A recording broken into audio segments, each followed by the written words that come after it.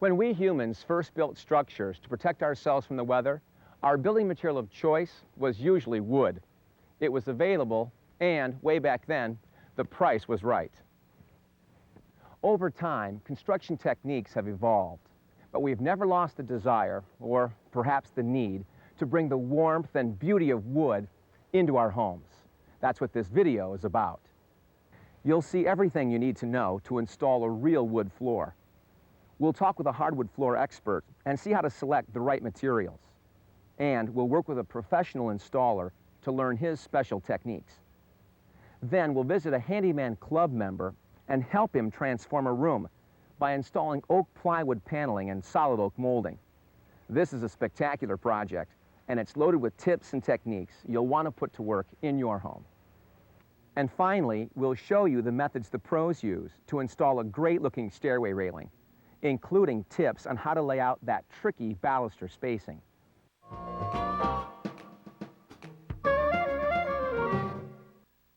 Hardwood floors are particularly popular in kitchens and hallways, but since these are always high traffic areas, it's important to buy the right material and use the right installation methods.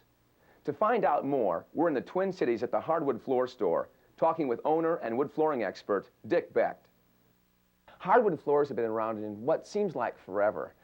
But Dick, there are more materials and products to choose from today than ever before. What are some key points a member should be thinking about when they plan a hardwood floor project?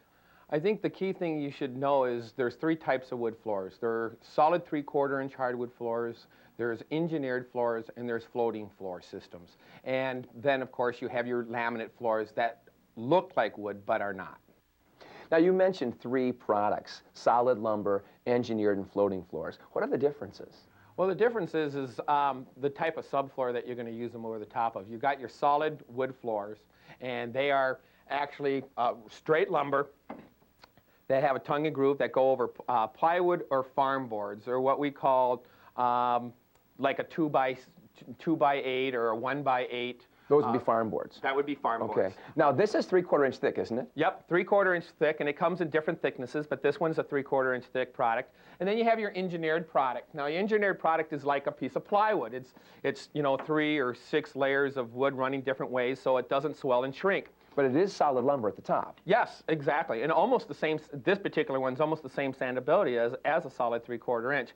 And this product was designed to go over chipboard, particle board. Or OSB, that kind of thing. Or OSB, or even concrete if you want to glue her down. So again, it's designed to go where this product can't go. Okay. Okay. And then we have another product, and that's your floating floor systems. Now, your floating floor systems are engineered products too. But it comes in panels 8 feet long that you actually use your glue and you glue them together and you tap them together and they sit over a cushion of foam. So these are just laid in place and glued together. Right. And this one is installed how? Individually, one board at a time, stapled down or glued down. So once you put this floor down, it looks just like a solid 3/4-inch hardwood floor. You couldn't tell the difference. So no matter which of these floor products you choose, the underlayment really is a key consideration making your final selection. The first thing you need to know is what type of subfloor you have is going to determine what product you go with. Now, how do you determine the longevity of the floor? How do you know which type of floor system will actually last the longest? Is it the finish?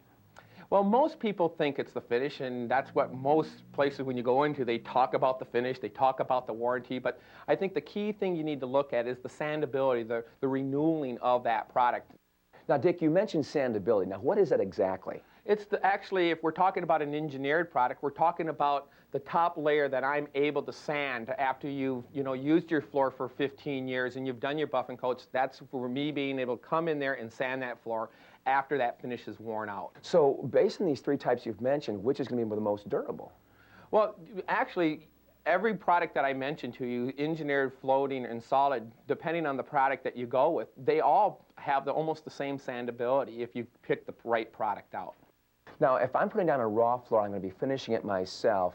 You can get oil-based polyurethanes and water-based polyurethanes. Is there a big difference between these two? Your oil-based urethane is going to darken. It's going to bring that patina up. It's going to give it a little more ambering tone to it. And then we have water-based, and we also have waterborne. And I'm going to stick with waterborne because that's what we mostly recommend for hardwood floors. And that's a chemically reacted product. It's a 2-part system. It holds up for scuffing and wearing a lot better than our oil-based urethane does.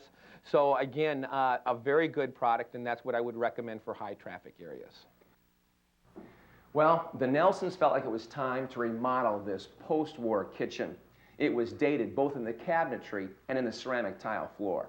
Now they chose oak hardwood, and to begin to put that down, they first had to take off the existing ceramic tile. Once they did that, they found these diagonally installed 1x8s as a subfloor. We had to patch this spot over here, and also we needed to refasten all of the loose boards. So we used 1 3/4 inch, half-inch crown staples to reattach all of those and create a nice solid sub-base for the installation of the oak. Now the joists go across this dimension in the room, and we'll be installing the hardwood perpendicular to that, and that'll maximize the strength. Now because the subfloor is installed at a diagonal, it would be possible to install the hardwood parallel to these joists. That would work here. Now the homeowners have selected a 1x2 red oak floor. It matches the dining room, but they've also chosen a walnut accent strip to dress the room up. Now this is Russ Jahola. He's the flooring contractor we're working with on this job. Hi, Russ. Hi, Barry. Now you're putting red rosin paper down to stop the dust, right? That and reduce squeaks primarily. Okay, great. Now you've made these marks against the floor. What's that for? That's to indicate where the floor joists are so I can nail into the joists as much as possible. Terrific. Good. Let me give you a hand. Roll out the red rosin paper.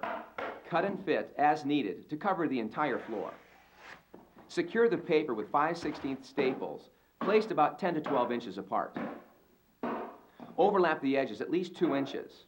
Coverage is more important than perfect alignment. Create a layout line on the floor by measuring in equal distances from the outside wall, then snapping a chalk line at the marks. Measure the distance to the opposite wall. If the difference is more than ½ an inch, cheat the layout line half the difference to square it. Begin in the corner. When you're happy with your design, begin the installation at the long wall. Mark the length of the border on the floor and cut the first row to fit. The border will turn into the room where it meets the future cabinets. Measure from your layout line to set the pieces in place because the layout line is guaranteed to be straight. Always work safely when using pneumatic tools. They can be dangerous. Nail the first row through the top. The border detail requires us to reverse the flooring so that the tongue is to the outside. Nail the border pieces through the groove, holding your gun at an angle. Always pre-drill if you're hand nailing. Carefully set each nail. Any protruding nail head will hold the next piece away and create a gap. Cut the second row back 1.5 inches at each end. Use the width of the flooring as your measuring guide. Double check your fit before nailing it into place. For this starting row, we're going to... The first walnut piece is installed 3 inches from the wall. Make that border work. Check the fit of each piece.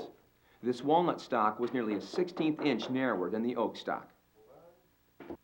Continue to install the border, stepping the ends back in each new row. Use a knife blade rather than a pencil to ensure exact measurements. Completely install the border along one wall. Set the nails for each row as you go. Use flooring scraps to space each new row, marking and cutting only one end. Create a layout line for the border on the end wall. Place it several inches inside the border location so that it remains visible during installation. Locate the first piece on the end wall border by measuring from the new layout line to the end of the original piece of flooring laid. Use that measurement and set the first row parallel to the line. Nail this row through the face. Glue the end of the second row and slide it into the space. Any dry glue will be sanded off the floor before finishing. Squeeze the flooring tight with a pry bar as you nail it. Install each piece the same way, stepping back the left end just as you did on the first wall. Now, Russ, when you set up a floor, you stagger these, first with the long down to the short. Now, why is that? Well, I try to use up all my lengths as I'm going through the floor so I don't get all the long ones or all the short ones in one spot. Okay. And then when I stagger it like this, it makes it easier to keep the ends staggered because you don't want the ends close together. Right. I like to have about 6 inches on them. Okay. And then on the next bunch, I'd start with like a 3-foot bundle or a 4-foot bundle and lay them up against this run. So the next set of pieces are all going to be the same length. Right, or similar length. And they'll still be staggered then. Right. Wonderful. Lay out 10 to 12 rows on the floor, staggering the joints as you go. Then install them all at once. This method really increases your installation efficiency. An air-powered stapler is the standard tool in the industry for floor installation. It's fast, easy, and available at rental centers. Staple into the floor joists as often as possible. Stay 2 to 3 inches away from the ends to avoid splitting. This row stops at the border. Mark a square line from the inner piece of border to determine its length. Just use glue to install a piece this small. Run the remaining rows into the border location. They will be cut off later. Sight carefully or measure lengths. Each row must extend into the border return. Now, Russ, when we come up against the border here, we're going to have a gap here that's not going to be a full width. What are we going to do with this? We're going to have to rip a piece. Looks like a little over 1/2 inch to fill in that last gap. Use a pry bar to squeeze this piece tight. Nail it in, working from one end to the other. Cut the piece on a table saw, then remove the bottom of the groove. The piece is shaped like an L. Use a block plane to bevel the edge and plane the piece to the final width. Dry fit the piece, then install it. Glue is all that's needed to hold it in place. A piece of flooring upside down prevents damage while hammering the piece in. Once sanded, this narrow piece will be nearly invisible. To make the border return, chuck a straight bit in the router and set the edge of the bit so it just makes contact with the cut piece of flooring. Nail down a straight piece of flooring against the router base to provide a guide for the router. Set the other end the same way. Set the cutting depth to 3/8 inch and make your first pass. Reset the bit for the full thickness of the flooring to make your second pass. This time the bit will cut completely through the flooring and give you a perfectly straight edge to work off of when you install your border. Use a fluting bit to cut a spline groove into the ends. These bits are available from catalogs and specialty suppliers. Use consistent downward pressure to assure a straight groove. Route a groove on the end of each border piece to accept the tongue of the existing floor. Now, Russ, what are we doing with this piece right here? It's going to help keep all of these ends from floating Now, we can't glue this piece. Why not? because we need to leave these boards expand and contract. That's why we're putting a spline in there instead of just gluing it. All right. So that allows these to move as they change with humidity level in the house. Correct. And still keeps them nice and tight with the spline. Right, holds the floor together. Great. Uh-huh. Okay, good. Can we tap it in there first, or is it okay? We'll just put this on there. Spline stock can be manufactured on the table saw or purchased from the flooring manufacturer. Continue the border installation, matching the corners as you go. Borders can be complicated, so take your time and think things through. The transition at the doorway may look difficult, but it's really a matter of applying the same techniques. Route a groove into the existing floor and install a full-width piece tongue into groove. Measure and fit the remainder, then cut out the bottom of the groove. The finished piece looks like an L. Use glue to hold it in. Nails are unnecessary and can split the stock. The doorway looks as though full pieces were used throughout. Careful fitting has yielded a near seamless joint. The installation is complete. We're ready to sand the floor. Always use safety equipment when performing any sanding operation. Begin with 50 grit paper for the first pass on a new installation. This is the deepest cut and will flatten the floor and eliminate height variations. Always sand with the grain. When the flooring changes direction, move the machine to remain parallel with it. Putty the cracks before making the second pass. This joint filler is specifically designed for hardwood floors and will cure in about 20 minutes. It's available from most hardwood floor distributors. make the second pass using 80 grit paper. 50 grit paper in the edger will leave sanding marks that cut across the grain, so make the second pass using 80 grit paper in it to minimize the swirl marks. Use a scraper to get into corners where the edger can't reach. A final hand sanding should be done in doorways and other highly visible locations. Russ recommends a buffer with an abrasive pad for the final two passes. This ensures that the floor will be level and the sanding patterns will match, giving the finished floor a uniform appearance. Vacuum the floor thoroughly to remove as much dust as possible. It's also wise to vacuum any window ledges or surfaces that could rain dust down on the floor and mar the finish. For better control, use a quality nylon bristle brush to apply the waterborne finish at the edges. Follow the grain of the wood using a lamb's wool applicator. Use smooth, even strokes to level the finish. When the first coat is completely dry, usually about 2 hours, apply a second coat in the same way. Let it dry, buff the floor, vacuum, and then apply the final coat. Although the walnut border can be a substantial time investment, it's a cost-effective way to provide a dramatic accent. Installing a hardwood floor, especially with an accent border, requires patience, but the result is well worth the effort.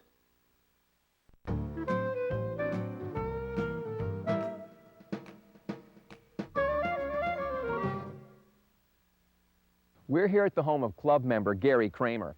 As part of an extensive remodeling project, Gary is installing floor-to-ceiling paneling. He is going to be working with oak plywood, which is dimensionally stable and cost-effective.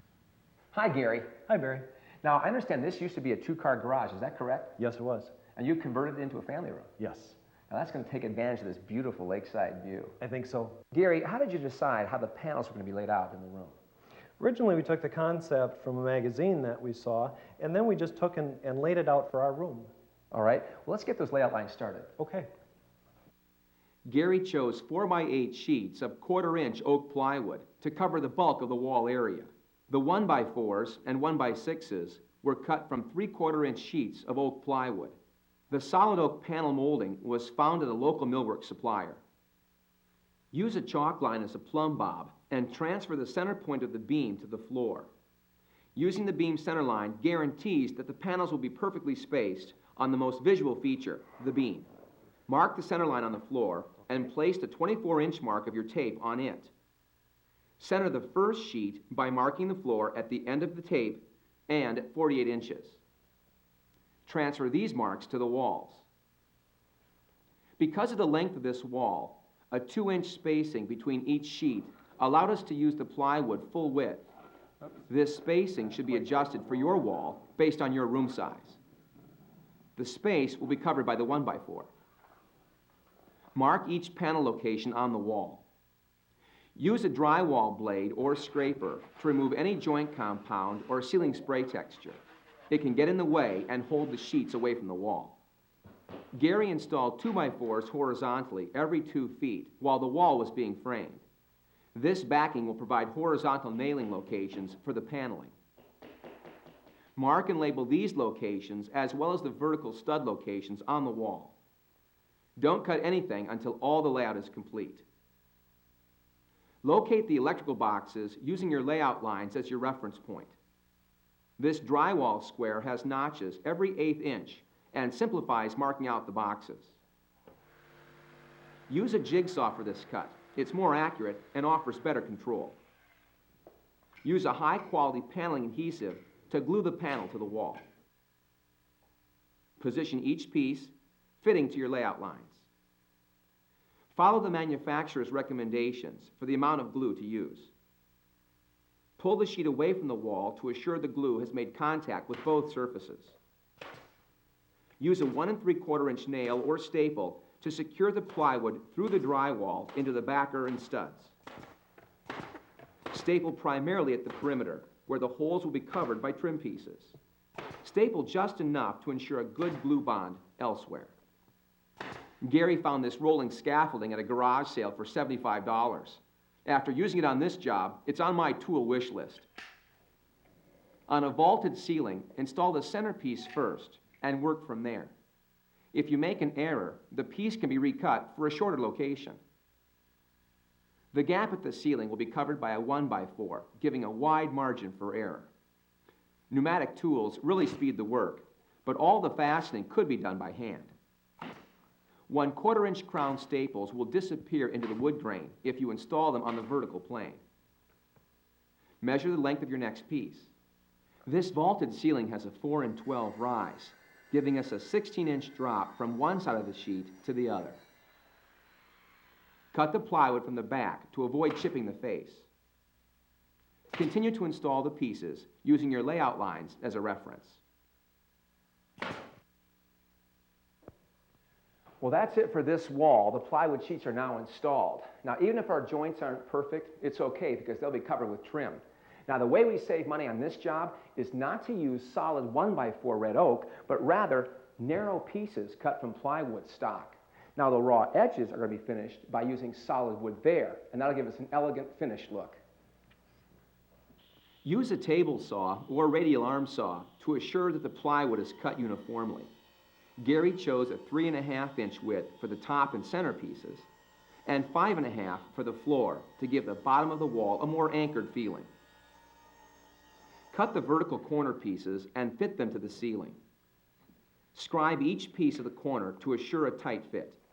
Back bevel the cut slightly so that the face makes contact with the ceiling. Gary, that's nice and tight. Yeah, it is. Now, you've decided to run the vertical pieces in here first. That'll match the doors, right? And then you'll follow up with the horizontal, midway, base, and up against the ceiling. Exactly. Now, this ceiling, you've got wax paper up there. What's that for? Well, the ceiling was finished, and we didn't want to stain that, so we put the paper up. Once the board is put up, the trim board, we can just take a sharp knife, cut it away, and the ceiling will be saved. That's going to save hours of time. It's a great idea. Now, one other thing we want to do, Gary, is we want to build this corner out first. That way, if there's any imperfection in this wall, we don't have to cope the return piece to make it perfect. Great idea. Okay? Assemble the corner with screws or biscuit joints. Be sure to pre-drill and countersink so the screw heads don't hold the assembled corner away from the wall.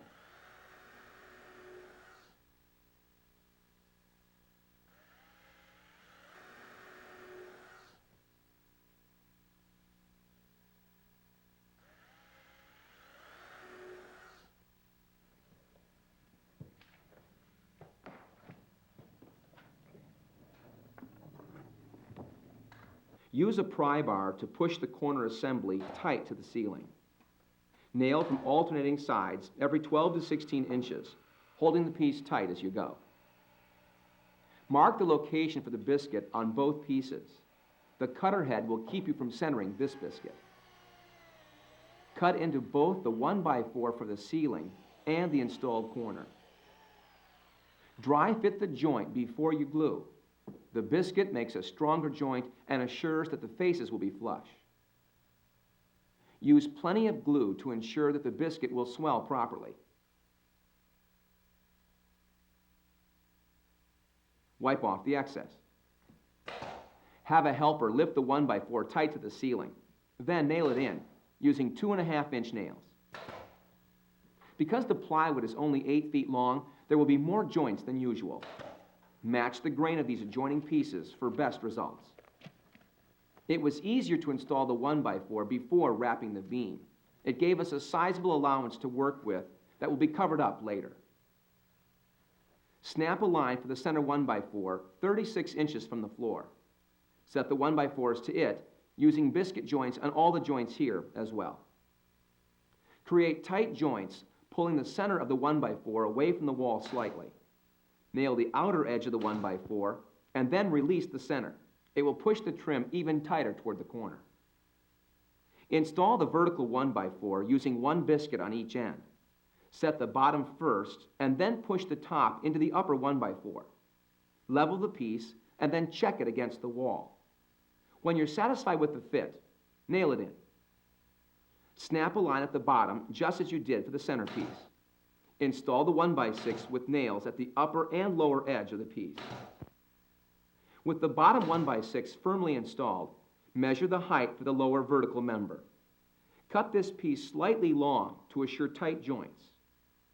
Cut biscuit slots in all meeting joints. Cut a second slot in the ends of the 1x4 to allow it to slip horizontally past the biscuits when the piece is installed. This permits flush assembly between the two installed members. Use a wood block to drive the piece horizontally into place. The faces should be flush and the joints tight. Light sanding will make the seam almost invisible. Verify that the vertical 1x4s are perfectly aligned. The panel molding is installed using mitered corners. Install the bottom piece first, making it tight to the 1x6. Nail directly into the wall, but also down into the 1x6 using 2-inch nails. Use either a sanding block or a block plane to make fine adjustments. Fit each joint in succession as you go. Glue the corners together to keep the joints from opening up over time. The block at the floor acts as a pry bar to hold the joint tight till the glue dries. Work your way around the panel. Use a piece of wood to protect the molding from damage. The inside edge is especially vulnerable. If you don't own a nail gun, it may be worth it to borrow or rent one of these. They really speed the installation. Fit the joint on the bottom last. It's nearer the floor and less visible. Use a nail set for any nail heads that aren't fully countersunk. They need to be recessed deep enough to accept a small amount of putty later on. Carefully sand the corners flush with 100 grit paper, sanding with the grain. Now cut the molding for the upper panel. The vaulted ceiling on this project created some challenging angles. We used scrap pieces to test each joint before cutting the finished piece. We determined that each inside angle cut should be 54 degrees. Since most saws can't cut angles over 45 degrees, here's how to make a cutting jig. Cut a piece of plywood scrap 45 degrees less than the angle you need, in this case, 9 degrees. Clamp the jig to the fence. Then bring the saw blade to the 45-degree mark and make your cut. The 9 degrees are added to the 45, making a perfect 54-degree miter.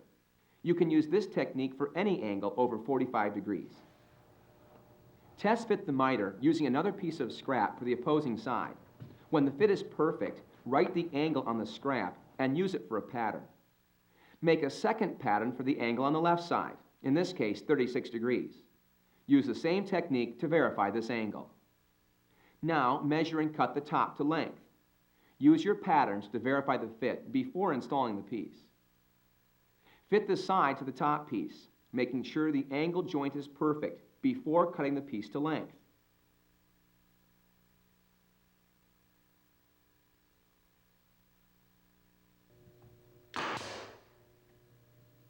Keep the side pieces plumb with the trim below. Discrepancies will be noticeable on this vertical plane.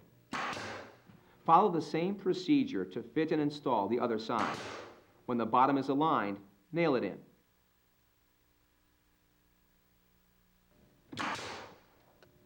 A wedge block is useful to force the joint tight.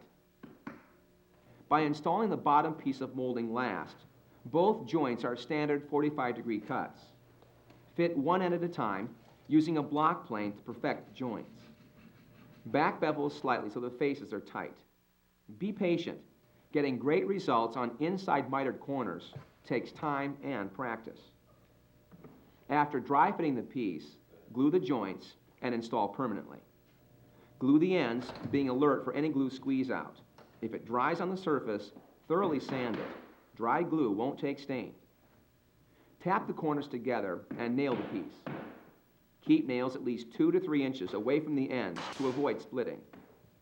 Use the same technique for all the panels. Now, Gary, you've got a lot of the paneling done here, but we're over here to this door location. How do you plan to finish the inside? You don't plan to use standard panel stock here, do you? Nope, I picked up a special piece of this back banding molding. Now, where did you get this? Local molding store. Okay, it's not custom. Nope, it's where I picked up everything else. Okay, and that'll finish up this inside edge nicely. Exactly. So when the paneling stock goes on, it'll look like that. Yes. Now I've got a piece of this installed over on the window. Oh, you let's want to take a look? Yeah, sure. And here you can see it's been installed very. That's a great detail. That works out really well with the jam over here, too. The curved trim pieces offer a challenge for every handyman. Carefully scribe the profile of the arch onto a piece of oak plywood. A jigsaw is the most effective tool to make a curved cut. Use a square to mark in the width of the back band, creating the inner profile of the 1x4 trim piece. Then add 3.5 inches to make the outer edge and mark again. Cut out the 1x4 using these lines. Cut carefully, but keep in mind that both edges of the trim will be covered. The ceiling 1x4 and the arch 1x4 meet on the left side, which created this odd-shaped piece where the trim joined. Install the 1x4 at the ceiling as you did before. Next, cut and install the 1x4s on the sides, working up toward the arch piece.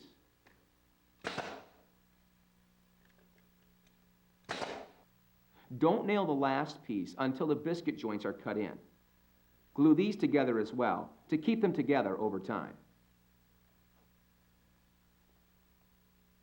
The left trim piece is biscuited at both the top and right side. The vaulted ceiling trim met the arch trim and created this acute angle. I cut it with a coping saw and a block plane. Well, now that piece is in. The next step is to cut the profile return for this. Now, because this is radius, there's no way we can bend 1.25 inch solid lumber to fit that profile. So Gary has taken a piece of molding and he's ripped it on the table saw into thirds and will put in one piece at a time to match that profile. Since the outer piece is more visible, install it first. Use a block plane to fit the tapered joint. Glue the entire length of the piece to connect it firmly to the arch. Glue alone will hold the tapered joint together. There's no way to nail a piece this size. Repeat the process for the remaining pieces, fitting the acute angle before cutting the piece to length. Use pin nails or 1-inch brads to secure them.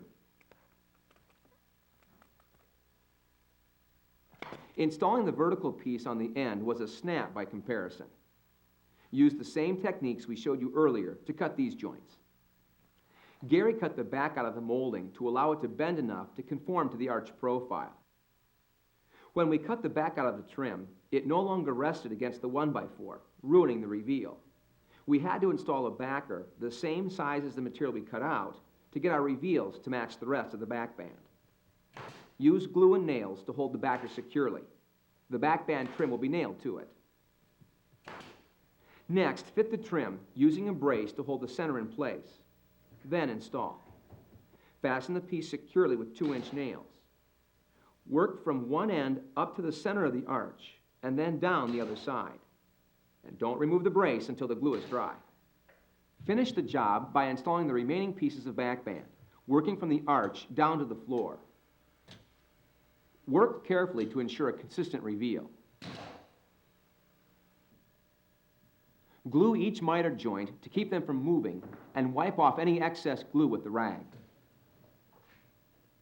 Place your nails about 12 inches apart. This piece will get bumped from time to time.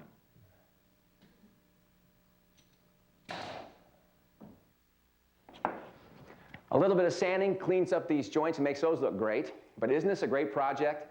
Now, by cutting that molding into 3 pieces, it perfectly conforms to the arch. If you work carefully and slowly, you'll get a great looking result. And this is a room that this family can enjoy for years to come. You can achieve these kinds of results too by following the same steps the Kramers did. They started by hand sanding the molding and used an orbital sander and a light touch on the plywood. They stained everything and applied 2 coats of polyurethane. The nail holes were filled between coats, ensuring that the color putty wouldn't stain the unprotected wood.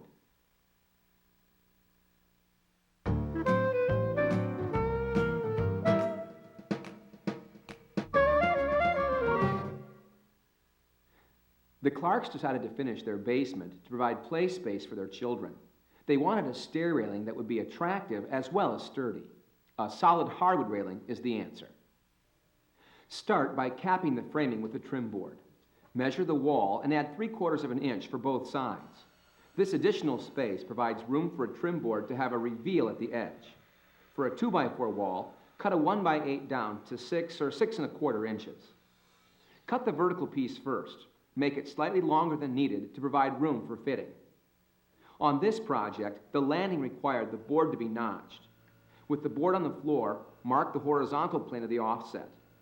Measure in from the framing to determine the location of the vertical cut. Transfer the measurement to the piece, marking carefully to avoid error.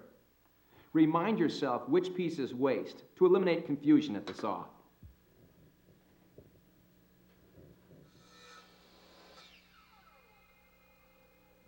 Cut carefully so that you don't overcut the face of the board.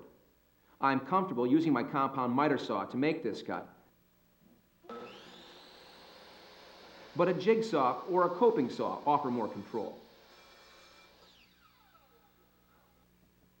To determine the length of the vertical cap board, place a piece of scrap the same thickness on the wall. Run a straight edge across the top and mark where the cap and the edge intersect. This is the long point of the bevel cut. Bisect the angle to determine the bevel required, in this case 24.5 degrees. Use a scrap piece to verify the angle. A shallow cut across the face, followed by a full cut into the board, eliminate chipping of the finished edge. Use glue to permanently anchor the cap board to the framing.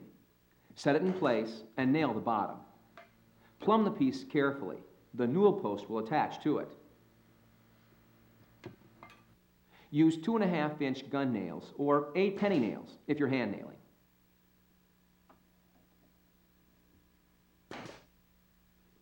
Before you cut the top piece to length, determine the exact angle of the bevel cut with a piece of scrap. Fit it carefully, adjusting your saw angle and recutting until the joint on the scrap piece is perfect. Then, cut the same angle on the finished piece. Use glue to secure the beveled joint. Glue the cap rail to the framing as well. Fit the top of the piece to the wall above. This piece is notched to slide past the wall several inches. Nail the board, keeping in mind that the bottom rail will cover any nail holes near the center. If you cut both pieces from the same board, you'll get good grain match. Lightly sand the joint with 100 grit paper. To set the newel post, find center on the cap board and mark the newel width. This post is 3.5 inches wide, and it will have to be notched for the stair landing. Most codes require the handrail to be between 32 and 38 inches from the plane of the stair. Accordingly, set the newel post to its proper height and mark the bottom of the post on the cap board. Mark the notch width on the newel and cut out the waste. Mark all sides of the post, including the bottom, to make the location of your notch easy to identify. I regularly use my compound miter for this cut, but a handsaw, jigsaw, or circular saw will also do the job. Because of the travel of the saw blade, you'll either have to turn the newel over and cut from the other side, or finish the cut with a handsaw. Remember, we raised the blade guard for visual clarity while making this video. Never compromise your saw's safety features. Tap the waste piece firmly with your hammer. It will break loose easily. Clean up the inside of the cut with a chisel. Any wood left here will prohibit a tight fit to the landing.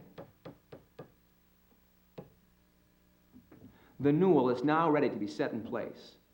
Fit it to your notch, then check it for level. It is imperative that the post be installed plumb in both directions. Since the vertical cap board was carefully plumbed, the post should fit tightly to it over the entire length of the seam. Drill recessed holes for your screws using a 3/8-inch spade bit. Then, drill a pilot hole for the first screw. The recessed hole allows the 3-inch screws to anchor at least 1.5 inches into the framing. Use a long driver tip to install the first screw. Check the post for level and make any adjustments now before installing the second screw. Measure for the remaining holes. Use at least 6 screws to hold the newel securely. Place the holes symmetrically near the bottom, center, and top of the cap board. Then drill a hole through the post just larger than the screw to ensure that the post will draw up tight to the cap. Mark the depth with a piece of tape so you don't over-drill. Then install the remaining screws. The newel is tight to the wall, but remember, your newel post will only be as strong as the wall it's attached to. Cut the bottom rail using scrap blocks to find the correct angle. Give yourself an extra 1/4 of an inch in order to fit it at the top. Square off the catboard where it meets the wall to find the exact length of the rail. Test fit this angle as well. Don't assume that the top and bottom angles will be identical. Sneak up on the cut, taking off a little at a time rather than cutting it too short, trying to get it perfect the first time. Repeat the procedure until you have an excellent fit. Nailing will compress the drywall slightly to make an invisible joint. Nail every 10 to 12 inches with a 2.5 inch nail.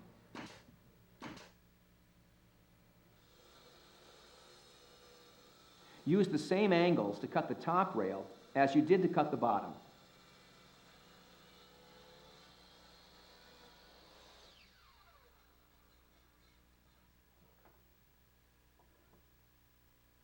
Determine the length of your piece by placing it on the bottom rail and marking at the wall. Cut the rail to length, giving yourself an extra 1/16 of an inch to fit the joint. If both the post and wall are perfectly plumb, the exact length of the bottom rail will work for the top rail. Center the bottom of the rail to the top of the newel post, letting the top rest against the wall. Mark the bottom side of the rail where it meets the post. A nail set to this mark will act as an extra pair of hands to hold the rail in place while you fit the top. The top and bottom rails should be parallel to each other. We made a rosette, routing the edges for interest to dress up the joint at the wall. Turn the rosette over and use it as a guide to mark the wall plane on the rail. Use those marks to set your angle and make your cut. A compound miter saw is the perfect tool for accurate cuts on stock this size. Tack the rosette to the wall and fit the rail to it. When you're satisfied with the fit of all the joints, install the rosette permanently using 2.5 inch nails. Now you're ready to install the top rail. Cover the entire surface of the joint with glue. Then, set the bottom of the rail on the nail at the newel post. Lay the top against the rosette. Clean the excess glue. Then, nail this joint. Next, remove the nail on the post. Attach the rail to the newel with glue and nails. For added strength, countersink and install a 3-inch screw. On rails over 8 feet, use a 3.5 inch lag bolt. The fillet strip will cover the holes. Glue in 3/8 inch color-matched plugs to fill the holes on the post. Tap the plugs flush with the board rather than your hammer to ensure that the plug faces are not recessed. Sand the face of the post using an orbital sander with 120 grit paper. If you hand sand, mount the sandpaper on a wood block to keep the surface flat. Measure the height of the baluster at the post. Remember that it's difficult to get your tape in here, so approximate the placement and make the first cut slightly long. The turning on the baluster should be centered between the cut ends. To accomplish this, mark a center line on the square portion of the baluster at both ends. Lay your tape on the baluster, centering your overall measurement over the turned portion. When the length of the square portions are equal, mark the center line at both ends. Set your speed square to the cutting angle, in this case 41 degrees. Mark this angle where your baluster length intersects the center line. Then make your cuts. Test fit your piece and make adjustments as needed. Make sure the baluster is seated fully at the bottom rail. Slightly short is better than slightly long. Remember to test fit the baluster at the top of the railing. Use a level to ensure that it's plumb. Use this baluster as a pattern to mark the others. Carefully line up the turnings for best results. Use only a sharp pencil or knife blade to mark the cut line. Now, line up your mark carefully and set a stop block on the fence of your saw to make this first cut. This guarantees consistent results. Time now to install the balusters. Building codes require baluster spacing that will not allow a 4-inch sphere to pass between them here at their widest point. And they should be evenly positioned between the newel post and the wall. There's a complicated mathematical formula for determining baluster positioning, but there's also a simpler method using a pair of 6-inch dividers. With a little trial and error, you'll have the proper positioning in no time. Begin by setting one of the balusters in place, approximately 3.5 inches from the newel post. Place one divider point at the post and the other on the outer edge of the baluster. This will provide the maximum spacing between balusters allowed by most codes. The divider points must never be farther apart than they are now. Rotate the points of the divider over again and again until you reach the top of the railing. Repeat this operation and keep narrowing the divider legs until the final point of the divider is 1 baluster width past the end of the wall. It may take several tries, but once this positioning is achieved, you'll be assured that your balusters will fit perfectly in the railing. Then, just install the top edge of each baluster on your final divider point markings. Cut a long piece of fillet on one end and place it in the rail. Mark the fillet at the inside edge of the baluster location. Gang cut the ends of several fillet pieces. Then add the piece you just marked. Line up the mark with your saw blade and gang cut the pieces. A stop block can be used here as well. Glue and nail the first fillet piece at the bottom. Pin nails are effective and leave the smallest hole. Install the top fillet next, being careful to ensure that the fillet seats up tight against the rail. Tap it tight to the post. If this piece is off, everything else will be too. Then nail it in place. Remove any debris on the ends of the balusters before setting them in place against the fillet. Make certain this one is plumb before you go any further. Glue both ends and watch for squeeze out. Verify that the baluster is seated in the track at the bottom and tight to the fillet at the top. Nail it in using a 2-inch nail for strength. Nail high enough so that the holes are covered by the next piece of fillet. Install the remaining balusters the same way. Cut the last piece to fill the remaining distance. If you're really good or just plain lucky, no cutting is needed. Even for professionals, this rarely happens. Always use a block when hammering to eliminate denting the finished piece. Cut a slightly steeper angle here to ensure the top of the fillet makes contact with the drywall. This joint is more visible. To finish the rail, use a piece of base molding or other trim to cover the gap between the rail and the wall. Nail it every 12 inches with a 2 to 2.5 inch nail.